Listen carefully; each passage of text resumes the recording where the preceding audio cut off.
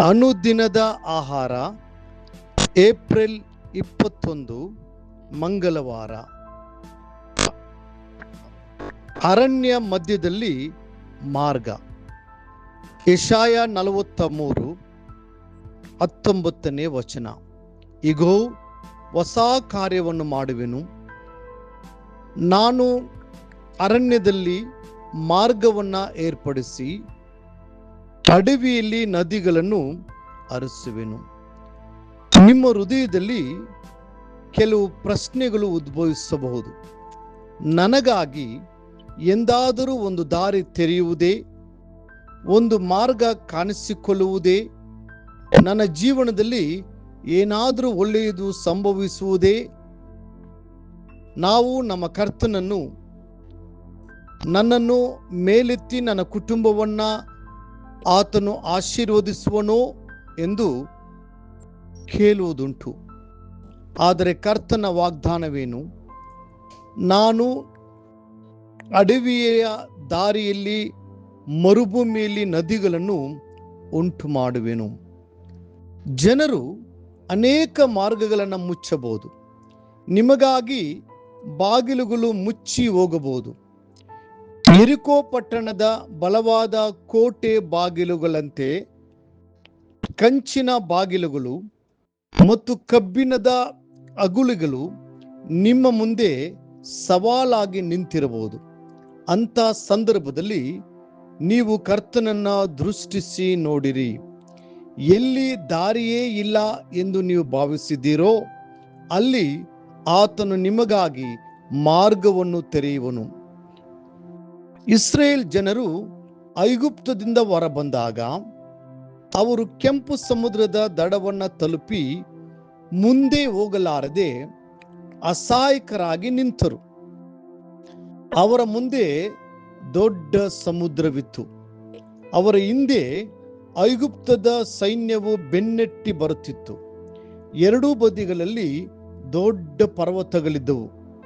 ಐಗುಪ್ತರ ಕತ್ತಿಗೆ ಬಲಿಯಾಗುತ್ತೇವೋ ಅಥವಾ ಕೆಂಪು ಸಮುದ್ರದಲ್ಲಿ ಮುಳುಗಿ ಸಾಯುತ್ತೇವೋ ಎಂದು ಅವರಿಗೆ ತಿಳಿಯದಾಯಿತು.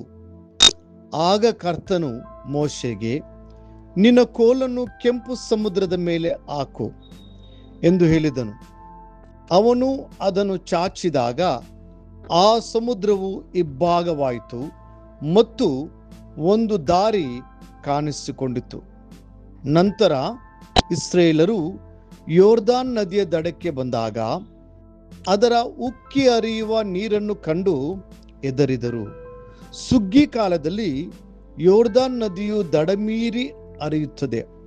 ಅಂತಹ ನದಿಯನ್ನು ದಾಟುವುದು ಹೇಗೆ?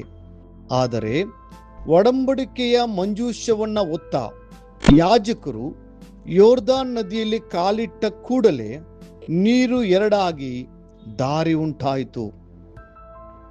ನಮ್ಮ ಕರ್ತನು ನಿಮಗಾಗಿ ಒಂದು ಮಾರ್ಗವನ್ನು ತೆರೆಯಲು ನಿರ್ಧರಿಸಿದಾಗ ಅದನ್ನು ತಡೆಯಲು ಯಾರಿಂದಲೂ ಸಾಧ್ಯವಿಲ್ಲ.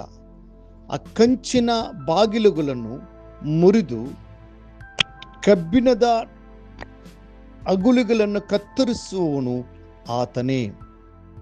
ಆತನು ಅಡೆತಡೆಗಳನ್ನು ನಿವಾರಿಸಿ ನಮಗಿಂತ ಮುಂಚಿತವಾಗಿ ಹೋಗುತ್ತಾನೆ. ಮೀಕ 2:13 ವಚನ. ಯಾರೂ ಮುಚ್ಚಲಾಗದ ಬಾಗಿಲುಗಳನ್ನು ಆತನು ತೆರೆಯುತ್ತಾನೆ. ಶದ್ರಕ್, ಮೇಷಕ್ ಮತ್ತು ಅಬೇದ್ನೆಗೋ ಅವರನ್ನು ಉರಿಯುವ ಅಗ್ನಿಕುಂಡಕ್ಕೆ ಹಾಕಲಾಯಿತು. ಅಲ್ಲಿಯೂ ಕರ್ತನು ಮಾರ್ಗವನ್ನು ಮಾಡಬಲ್ಲನೇ? ಹೌದು. ಆ ಭೀಕರ ಬೆಂಕಿಯ ಮಧ್ಯದಲ್ಲಿ ಕರ್ತನೇ ಇಳಿದು ಬಂದು ಅವರೊಂದಿಗೆ ನಡೆದು ಅವರಿಗೊಂದು ದಾರಿಯನ್ನು ಮಾಡಿಕೊಟ್ಟನು. ಅವರು ಆ ಅಗ್ನಿಕುಂಡದಲ್ಲಿ ಬಹು ಸಂತೋಷದಿಂದ ಓಡಾಡಿದರು. ಕರ್ತನು ಆ ಬೆಂಕಿಯ ಶಕ್ತಿಯನ್ನು ಆರಿಸಿದನು ಮತ್ತು ಅರಸನ ಹೃದಯದೊಂದಿಗೆ ಮಾತನಾಡಿ ಅವರಿಗೆ ಗೌರವದ ಸ್ಥಾನವನ್ನು ದೊರಕಿಸಿಕೊಟ್ಟನು. ಪ್ರಿಯ ದೇವರ ಮಕ್ಕಳೇ, ನಮ್ಮ ಕರ್ತನು ಅಡವಿಯಲ್ಲಿ ದಾರಿಗಳನ್ನು ಮತ್ತು ಮರುಭೂಮಿಯಲ್ಲಿ ನದಿಗಳನ್ನು ಉಂಟು ಮಾಡುವವನು. ಆತನು ನಿಮ್ಮ ಜೀವನವನ್ನ ಸಮೃದ್ಧಿಗೊಳಿಸುವನು. ಇಗೋ, ನಿಮ್ಮ ಮುಂದೆ ಒಂದು ಹೊಸ ದಾರಿ ಕಾಣಿಸಿಕೊಳ್ಳುತ್ತಿದೆ.